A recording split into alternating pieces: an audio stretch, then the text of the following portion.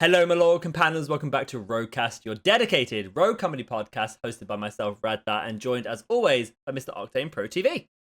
Welcome back, everybody. We got quite the show for you today. It really is. And at the top of the show, I just want to mention something that we're planning for next show that Octane and I have spoken about. We want to do a little bit of like a Q&A with you guys. So in the YouTube comments of this video, if you want to come, drop any questions down, we'll pick them, pick the best ones, pick the most common ones, and we'll sort of do a bit of Q&A for you guys next episode on RogueCast, answer some of your most sort of burning questions, because we do go through the comments, we see your feedback. Yep. We know that you guys want a slightly shorter show, maybe around the 30-35 minute mark, so we're looking at that as well. So yeah, guys, we're watching the comments, so definitely go leave them for the next Q&A version of RogueCast next week. But this week, PTS, it came out with like 16 hours notice. Oof. But hey, we made it. I woke up for it, so all the PTS stuff is locked in this brain. I've been playing it all of today, all of yesterday, and I know you didn't get much of a chance to look into it or play it too much. So, kind of in the Q&A theme, we're gonna have you representing the viewers and sort of asking the questions, and I'll share my thoughts, and then we can sort of bounce off that. So, PTS, come at me. Perfect. So I was away with the family this weekend, so I didn't have the opportunity to play. And I did see the announcement of it, which was like, oh, awesome, like it's going to get put out there. And those of you guys not familiar, first we'll go over like how you get access to PTS. Yes, for those of you guys wondering, and then we'll get into some of the questions. So PTS is only available on PC. This is not favoritism. This is because you have to realize that if they were to release it on Xbox, Switch, and PS4, that it would be a whole separate game, which would mean they would have to launch a separate game with all the costs associated with it in order to do it. But on Steam, all they do, or I'm sorry, on Epic, all they do is go ahead and relaunch it type of deal. They're not charged, additionally and stuff like that. So it's significantly easier on PC financially to do this. The downside is it is not even on PC. It's not even fully opened up. They actually like make you go through a gauntlet a little bit where like you have to acquire a code in order to get it. So it's usually a very small player base, which is unfortunate because we'd love for everybody to get their hands on it, to blow the doors off the server, and to actually give a true testing session. And we'll talk a little bit about PTS testing today versus earlier in the weekend. But so let's talk about it. So in PTS at a very high level, and those of you guys, PTS is public test server.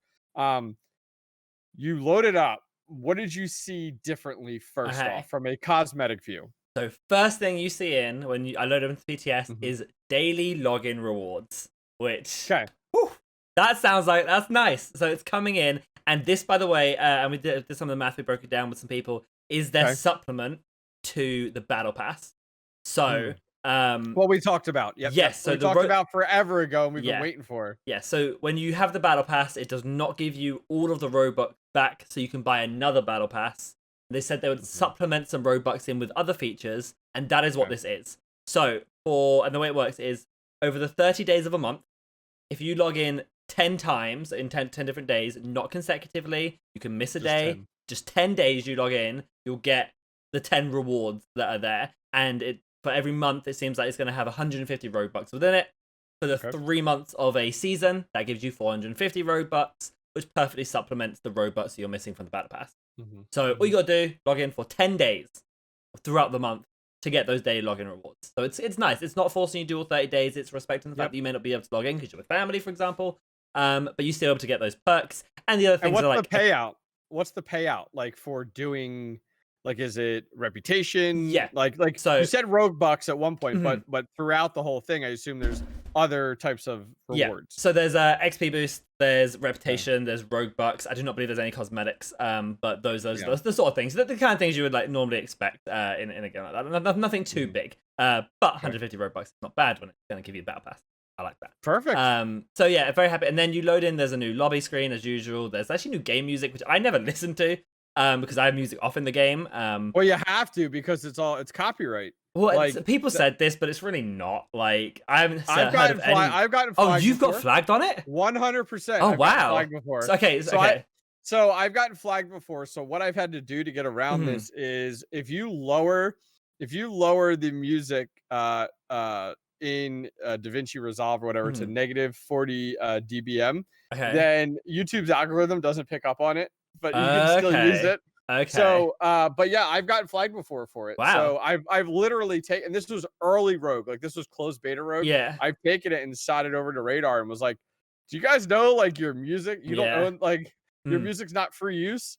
And I guess they said something along the lines of like, it's something we're looking at replacing down the road, but it's not a priority, which I understand. Yeah. But it's just one of those like, That's a yikes moment. That's a yikes moment. Yep.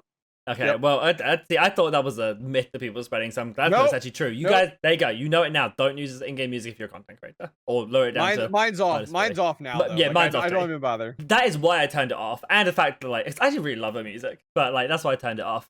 So yeah, new lobby screen, new music. Hopefully this one is copyright free. Maybe that's actually why it's different. That might be it. Very true. That could actually. It hasn't been changed. Yeah, I just haven't listened to it. Then cosmetically, we have a new battle pass. So there's a new battle pass that we saw, Season 2 Battle Pass, and I will say off rip, I think the best video out there at the moment that I've seen is DieHard's video on the battle pass. I didn't put one out, so DieHard goes. They revealed it. They revealed the battle pass. All 50 tiers. All 50 tiers of the battle pass is out there now. And so you can see that over on DieHard's channel. He's got that up. But the cosmetics are really good. Like you know how like before we were talking about the battle pass and we're like, there's so much filler, there's so much just rubbish. Yes. So there is a filler, right? There's filler. Like, you know, there's banners and there's borders and stuff, but they're all really good. And they're themed around this Justicar Rogue Company Jackal triangle. Which is so Justicar's this new faction.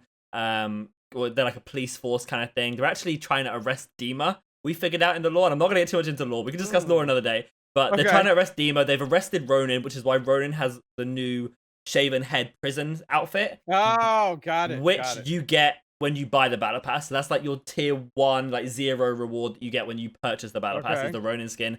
The tier 50 skin is the Phantom recolor. Although people have really like been against the recolor. I'm going to sit here and defend it because that skin, the Pop Idol Phantom, the Winter Phantom, is a $20 skin, a $25 skin, and now they've got another version of it, which is only $10, which is what most people are going to get unless they spent a lot of money on that specific skin. So I like that they've given you a good skin with good revoices, like, you know, voice lines and stuff. It's changed, looks completely different. I actually think it's a worthwhile skin, and it looks like Lara Croft. And I'm not gonna lie, I'm down with that. So you know, yeah. So like, I like the skin. I'm gonna defend that skin for $10 for that to be the final skin, plus all the other amazing cosmetics they have in there, such as RGB primary weapon wrap. They did a really good job. And Scott even said it when we were playing. He said people upped it. They really, really upped it, and you can tell. Well, they kind of had to. I mean, the first battle pass got a lot of crap for it. Dinosaurs. You and I. I'm like, wait, what? Like, there was no, it was definitely like your training wheels battle pass. Like, it was your introductions, which is so rough for you and I because we see it and it's very cringeworthy because it's like, we know you guys need to come out of the gates firing and need to be next level. And then you come out with something subpar and it's like dinosaur. Like, it's like, where do you fit in? I'm happy to hear that. I'm kind of a little dissatisfied to hear that the final one is Phantom, because I feel like Phantom has so many skins out there already versus some of the other characters. But I am happy to hear, I actually have off to the side DieHard's video playing so I can see some of these skins to see some of them up there. So if you guys, it's youtube.com/diehardgg, go check it out. He has that video up there, which is no surprise. So yeah, cool. I mean, I'm excited that there's another battle pass. I am very surprised that they enabled it. Why is there no surprises in Rogue Company? Like, why is there not like day 1 season 2 comes out and oh my gosh, look at this? Instead, it's just like we're gonna sprinkle it on during PTS. So you know Kramar leaked it anyway, so it doesn't matter. That's true. He leaks it all anyway, so it's kind of out there in the open. That's very true. That's very true. Okay, so you got in cosmetically, you saw the battle pass look good. Music was different. Any different game modes or anything like that you noticed from the menu perspective? So few things from the menu. The new game mode, the one they're rolling out, and I'll praise this one to hell. And I'll give it a breaking statement here. I'm so happy with everything on PTS. I'm so happy with season 2. King of the Hill. And this game mode is essentially you go into the normal map, normal demolition strikeout maps. There are 3 to 4 points, areas. Some are like the bomb sites, some are like the things, but they're rotating. So so it changes. So in a round, every round is 5 minutes, and it's a best of 3. So first the 2 win 2 rounds. Okay. And every round is 5 minutes, and every 75 seconds, every quarter of that time, it rotates to one of the other points.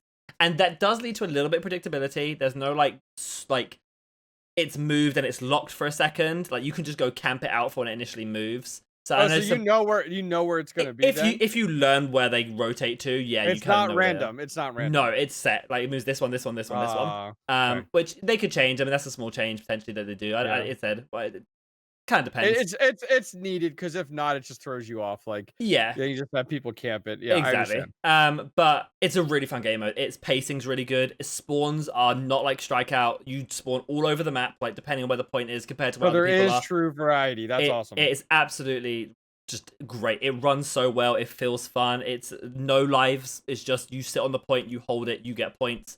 Nice. First to 150. There's a sudden death mode, so if you have less points and the time completely runs out, and you're still on the point, it will keep racking up your points until you get off the point. So you have to keep a living person on the point. It's not sudden death in terms of 1 life. People will keep respawning. But as long as somebody is on that point in your team, your points will still go up. And honestly, that led to some of the best moments in the game mode of like, we have to stay on this for 30 seconds. Do not bleed out, because if you bleed out, we can't get back in time to take it over. It was so much fun. It was honestly one of the best game modes I've ever played. And so was there a meta that you found that worked well, like certain characters that did better than others here, or combos that work? Because it sounds awesome, but all these little limited time modes or mini games always seem to have like a meta to them. Yeah, so I'm gonna say no for this one purely because everything's changed within the game anyway. There's like, it's very hard to be like, oh, of course, like, you know, Talon would be meta here or Vi would be meta here because of their abilities, but with the way they've changed a lot of the time to kills of the weapons, and I'll get into this. Everything's different. Different guns are stronger. The MXR is ridiculously good again. Like, did I see it's 34 now? 34, so 3 taps to the body. So it's like it's hitting like old MXR hitting, and I'm loving it. I'm so happy. So like everything's changed. You've also got the new Rogue Mack who's come in, the new map Breach, which we'll talk about a little bit here as well. But yeah, there's a lot of great stuff to go over. I guess what are you most interested in first? Map, Mack, or time to kills? Let's go time to kills a little bit first. So I did a brief review of them. I saw them on my phone scrolling through. So a lot of changes that came to play. I guess the question for you is, was there a reason why? Like, or did they just take an entire season's worth of balance data and go, let's change these, and these? You know, what are your thoughts on it? What are you feeling? So I feel like I asked that question. I don't remember what the response was. I'm not sure if it was a vague response. I believe they just wanted to increase the time. I think they wanted gunfights to be a little bit more prevalent. We've obviously come out of nade meta, which is just, hey, let's throw a bounce nade, let's throw a grenade, let's just kill everyone with explosives. Bounce and flash. Go. Yes, exactly. Go. And that's all it is. And it was kind of boring. No one liked it, and everyone was complaining about wanting more guns to go. And I think when initially they talked about time to kill, I'm like, there's no way this is how you're countering grenade meta, right? You're not just adding guns being better, because if nades can still one shot you, like, I get the idea, but it's not going to solve the issue. And then they later on in that big announcement video that they did, they then said that they are bumping tenacity up to 8k and restoring it to 40%, so it will counter grenades and C4s and things. And my heart, like, that was the moment. I was on stream, I was watch partying it, and I just went, clap. I just clapped because they removed grenade meta by removing tenacity, and they put more focus on gunplay with this time to kill change, and it's just absolutely insane. I think everybody was upset with the game was in a better state with the previous version of tenacity that we all enjoyed. So I'm kind of glad. I mean, okay, to kind of test it out. I completely understand that. That's a good call. I'm happy to hear that tenacity is returning back to where we liked it the most. Yeah, it's really nice. I'm so happy with where the time to kill feels. I know there's been a lot of people who have commented saying they've just made it easier. Like, because essentially, I sort of explain what the time to kill change is a bit more broadly. Is they've basically made every single weapon, not every single weapon entirely, but basically every single weapon, one less bullet to kill you is essentially what they've done. Okay. So whether that be, you know, changing the damage numbers, which is the most like normal thing they've done, they've changed damage numbers of pretty much everything. Or in some instances they've increased the fire rate. basically the time to kill people is a lot better. For example, the Sahara currently on live servers does 24 body damage. It goes up to 25 on PTS, okay. So it hits harder. It goes from a 5-shot to a 4-shot. And that weapon is actually a problem weapon. That weapon, I believe, is getting a nerf already, based on what they've seen. But there's some instances like the MXR went from 30 body damage, which is a 4-shot, to 34 body damage, which is a 3-shot. That's the kind of thing they're going for. They did not. I mean, they changed Fix the Sniper. They did not make the snipers a 1-tap to the body, and that was what I was really afraid of. And they did not do that. Okay. So Phantom Sniper completely hasn't changed. Fix the Sniper has actually gone down to 1 bullet. And they reverted it. Yeah, they reverted it back to that 150 headshot damage, 80 body damage. Okay. Because it's basically a 1-shot hand cannon. And it hits hard, but if you miss that bullet, you're reloading immediately, and I think that's going to balance Fixer out really nicely. But essentially, at a high level, that's what the change has done. Is it has changed all the weapons to being a 1 less bullet to kill you, including SMGs. So did you notice that pretty quickly in your gameplay? And did you favor it? Yes, and yes. I noticed it definitely. I was definitely like, why is this Nightshade 5-tapping me? Because it now does 20 body damage. Like, why is this beaming me so hard? That was the one weapon I was like, because it's like it's a hybrid AR SMG, so it's kind of like busted. Are we bringing really. Vi back? Vi never left in my eyes. Vi is insane. But yeah, I really like it. Now with tenacity returning the way it was, and with the fact of the adjustments, one of them being the Nightshade, I feel like Vi will be more viable than what she was. Vi doesn't have tenacity anymore. Oh, that's right. She removed it. Yeah, that's right. Give it back. Give it back. No, that's good. Bring it back.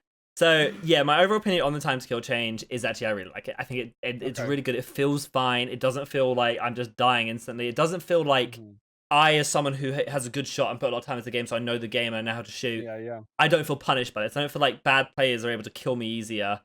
Okay. Because I can kill them easier. Like, you know what I mean? Like, it hasn't changed that dynamic of thing. The only thing it's slightly changed with some guns, and the one issue with it they may need a little bit of tweaking, is for some weapons, it doesn't reward getting headshots anymore. So the MXR, for example, it's a 3-tap to the body or a 3-tap to the head.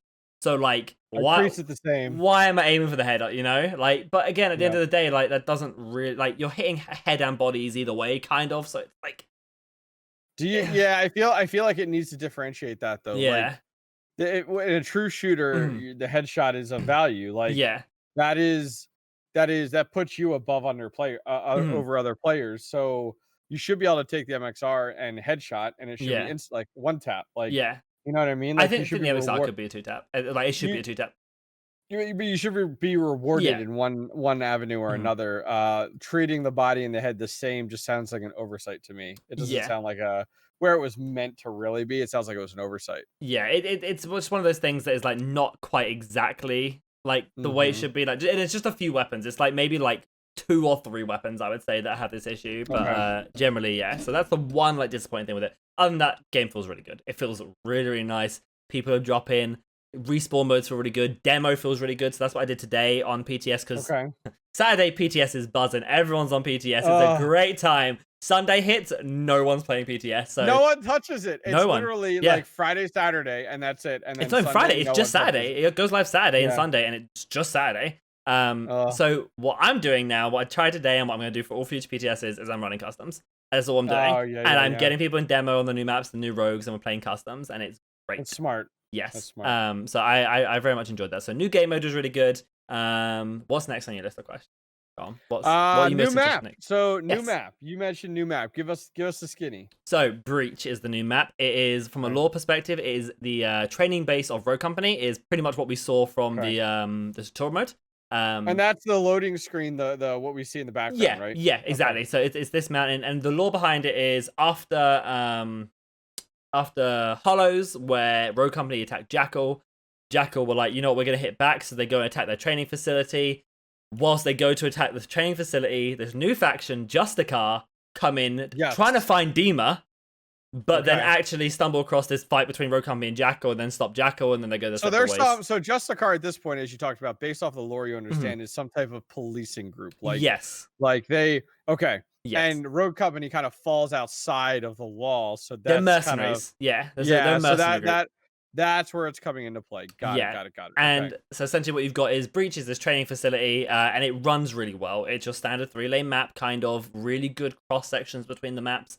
Some are areas you can jump over but not get back. There's some good height elevation. There's breakable walls and breakable cover. Ooh, Like okay. not massively, you know, you're not breaking through like things, but the little wooden panels, kind of how you would similar see on one or two other maps. But there's a little bit more of it. And stuff like exactly. that. Yeah, exactly. So there's just a little bit of that. Nothing too like massive, but it's there. Good angles, good rotation routes, good sneaky locations. It has a lot to it, and it feels like the kind of map they really put time into making work for every game mode, and it runs that way. So I'm so about the new map. I think it's really, really good. Is there any of the other maps that you feel compared to it that you're like, it's similar to this, or similar to this, or it plays like this? Is there any maps that it feels like it plays like at all? I guess, just off the top of my head, the one that kind of like canals, but with better rotations, I guess is what I would say. I'm trying to think there's another map that would kind of make sense. Not as open as Lockdown. Yeah, I would kind of maybe kind of Skyfell with a little bit more cover. Like mid isn't that open.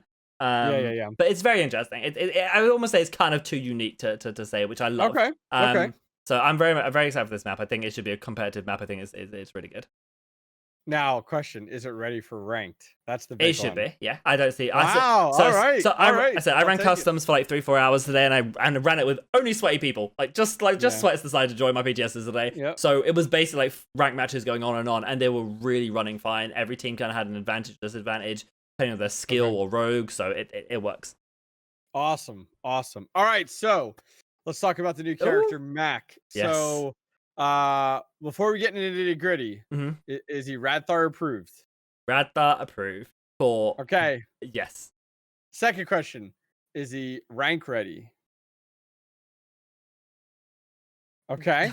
All right. So do you feel he's more, before we get into nitty gritty, are you saying he's more casual strikeout related then? He will be better in strikeout. He will definitely just slay through that mode. I think you look at his kit, right, and you think he's OP, and you play him in game, and you're like, oh, maybe not. But if he's gonna lean towards the more overpowered side, he's leaning to it in strikeout. He's not really leaning to it in demo. He's good for demo. Like, don't get me wrong. He works. You pair him with a Dahlia, early rounds, that's a pain. He has trophy systems, a grenade, and like and all of that, and his weapon is just amazing, by the way. It's just so funny.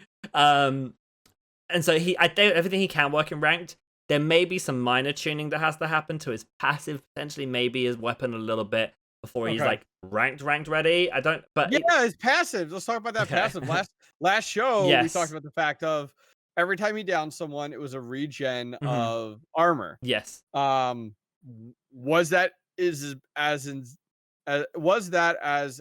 OP as what it sounds? In respawn modes, it was really good. Because you're getting them all the time. You're getting that resupply all the time. But, and you were right, actually, when you said this last show, he can't repair the armor. That's not something he can do. In demo, you just tag him up a little bit, like get a peek shot on him, take off the armor, and he's just 100 health rogue again. So unless he's getting it down, you're actually okay. So that was the balancing I saw actually in demo that I really liked for him. In strikeout and other respawn modes, I think he's a little bit strong in that sense, because you do just run around and just beam people. And like, you know, and then, so... I think his balance to ranked is maybe slightly overtuned for a respawn mode. Okay, that makes more sense, and that's okay. Not every rogue needs to come out and be God's gift to the world in ranked. I like that we're starting to see these rogues that are more focused on certain game modes. Like this game mode, you always have a Mack, or you know, whatever. Like I think that's perfect. Like and I really like that. Do you see them making any changes to Mack before live? Like, was there anything that stood out to you at least where it was like, this was extremely evident that this had to change? I think he could potentially, if they were going to do anything with his passive, they bump it down to like 15 armor rather than 25. That's the one thing I could see. I don't think this should. I don't think it's that much of a problem. They could buff his ult slightly. His ult is weird. It's awkward to use, but like... let's talk about this light bomb deal. Like, what? Okay, walk me through it without ever seeing it. I haven't seen it. So, you're Mack, and you pull this like big device out, and you plop it down in front of you. And when you put it down immediately, it starts insta cast. So it just goes like a claymore, right? Or like a chip mine. You plant it down, and then it starts to increase this radius. This big blue radius pops up and keeps growing for a couple seconds, and that's its charging up. That's the charge feature. Okay. Can the enemies see that blue radius? Yes, they see it as a big red radius. They also see an indicator of exactly where light bomb is on their visual HUD on their screen. Okay. And if it's red, you can get flashed by it. If it's white, you can't. So you really know where this thing is. If you get hit by it, you've messed up. Like, it's very obvious. You're not paying attention. Okay. No. Now, you can detonate it before it's fully charged up. You can you can do a quick boom boom detonate, and it just won't get any a big radius or a big height to it. And the height is important. Or you can let it go, so it charges up, and then it starts charging down, and it doesn't reduce the radius. It's just like a countdown to when it's gonna detonate. Or at any point you can detonate it again when it's fully charged up. So that's kind of the way it's normally played. Is like you let it charge up, and then you detonate it when you're ready. Okay, so it doesn't just go off on its own. It can if you leave it, if you let it go for a good 20 seconds, it will detonate by itself or something. I don't know the exact time, but it's a long time. It makes it a really good deterrent. The enemies see it, they know it's there, and they're not going to push into it. So you can plant the bomb. So do you have to be inside of that radius to be flashed, or can you be outside of it and look at it? Like, how does that work? You have to be so you have to be inside the radius. It's inside this big blue circle, or for them it's a big red circle, which again, they see this circle the entire time. Like, you know when you're in it. And you also have to be away from a cover in a way that you can get flashed by it. But the unique thing about it is that it jumps up. So this light bomb goes up into the sky, and which means it can pop over cover. Now, if you're up against the cover, you're probably safe. But if you step away from that cover and it bounces up, it will flash you. So it's got a really interesting mechanic, but because of how obvious it is, it makes it a little bit hard to kind of figure out almost. Like to use it friendly effectively. Fire? No friendly fire.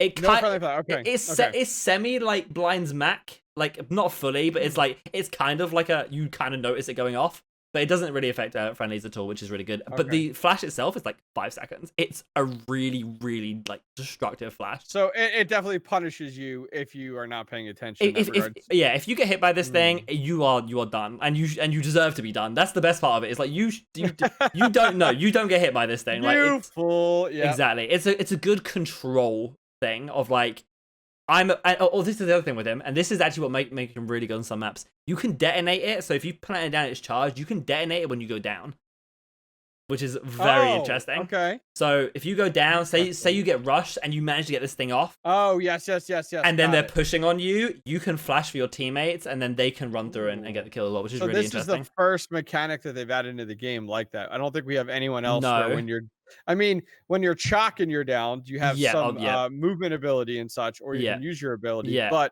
I guess chalk is the first one that you actually can use your ability when down. So but in interesting. I wonder if we're going to see more of things like this. That could be interesting. Of that type of deal. So you see this very much, Light Bomb, as a deterrent. So Anvil throws down his wall and it forces the team most likely to pivot in another direction. Okay, we're not going to go that route. We're going to go another route. Do you see this being used in that same facet of he popped the light bomb there, we're going to rotate to B, not A?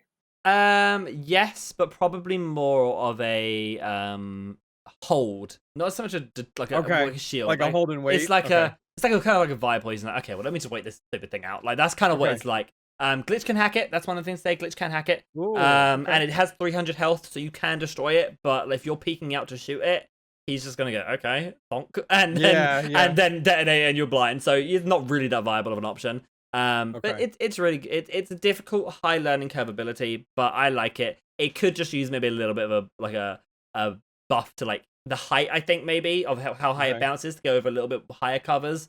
Wouldn't be that bad. But a very interesting mechanic. Very interesting mechanic. Very cool. Okay, so we talked about Mack. We talked about the new map. We talked about some of the balance changes. We talked about the Battle Pass cosmetics. We talked about the in-game music and the launch screen. We talked about the daily login. What else are we missing? What else is in there? Is there anything in there? Two other things I think we go real quick. One is actually we should probably talk about the conviction, his weapon.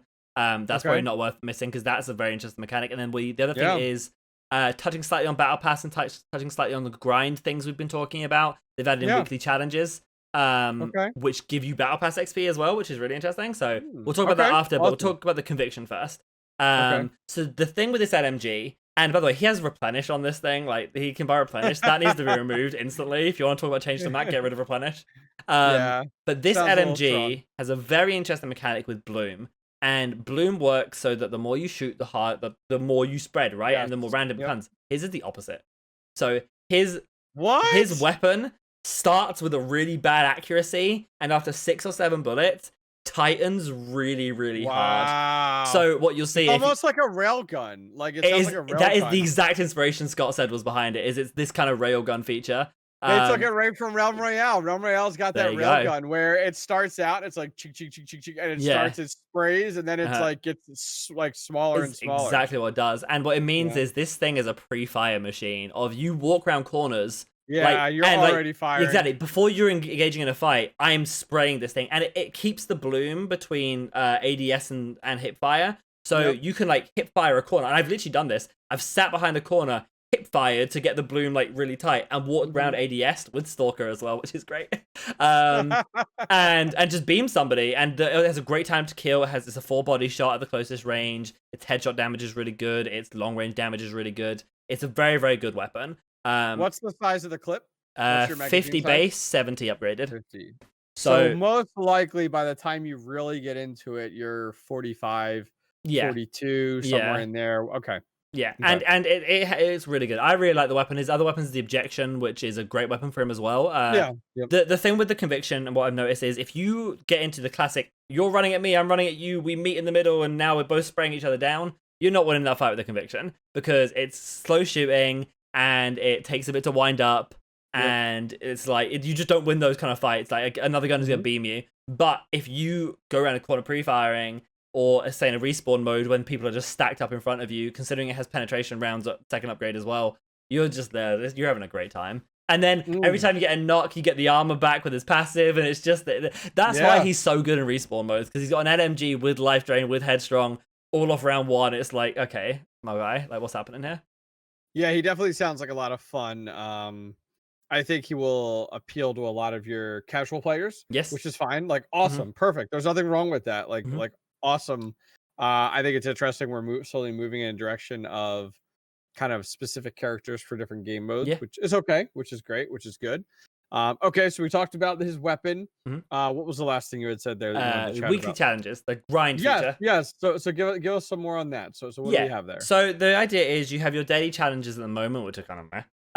But they're adding in new ones that are a little bit more tailored, like, blind 5 people, with a flashbang, get 20 downs with this character, like that sort of thing, which is just a lot more interesting. And then they're adding weekly challenges in, which run throughout the entire month.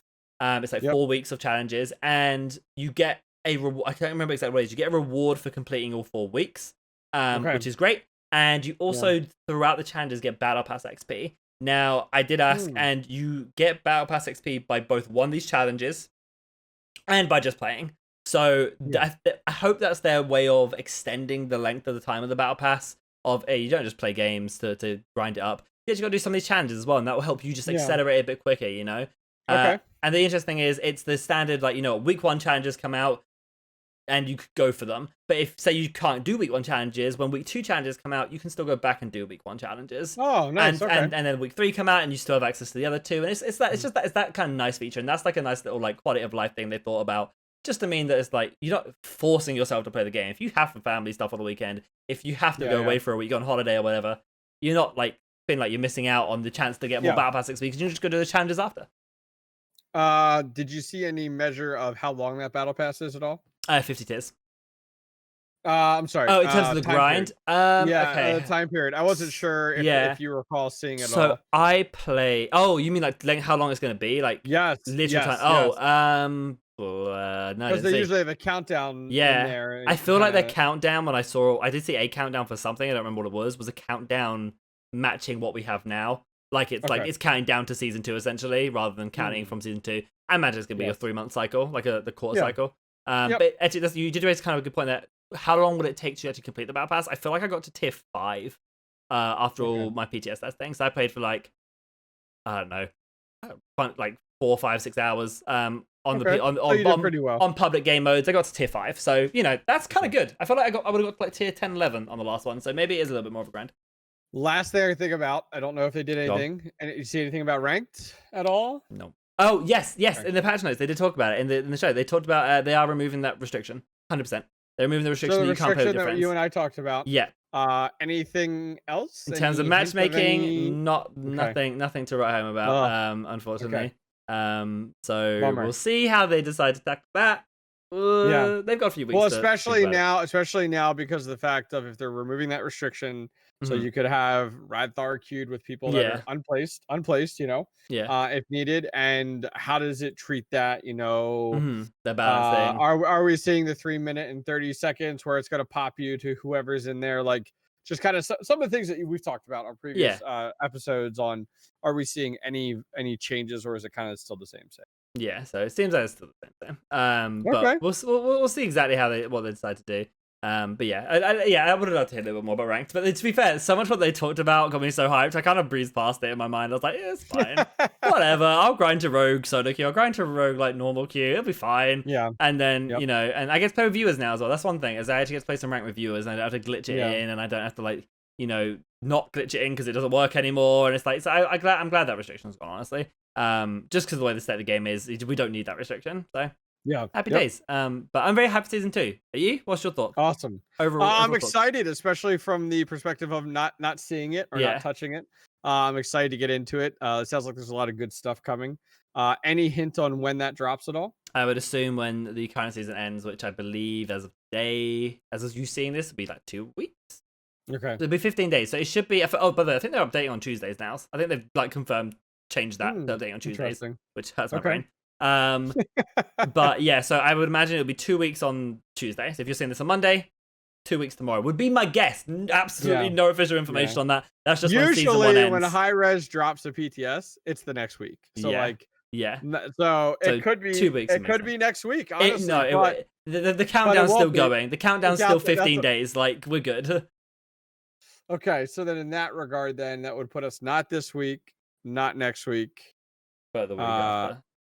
Right after there. Interesting. Okay, which I guess would line up there. So that makes sense. Okay, cool. Yeah. Exciting. Well, good. Well, yeah, I think it'll be good to go. We're gonna have to find something to talk about next week, because it's gonna be like we're now just hanging out, waiting. I've got some topics. Well, next week is Q&A week, so they're gonna ask questions. So guys, questions down in the YouTube comments of this video. We'll go through them. We'll pick the best ones, most common ones to answer here on the podcast with you for next week. But for now, guys, until then, this is me, Radthar. This is Octane, and we'll see you next week.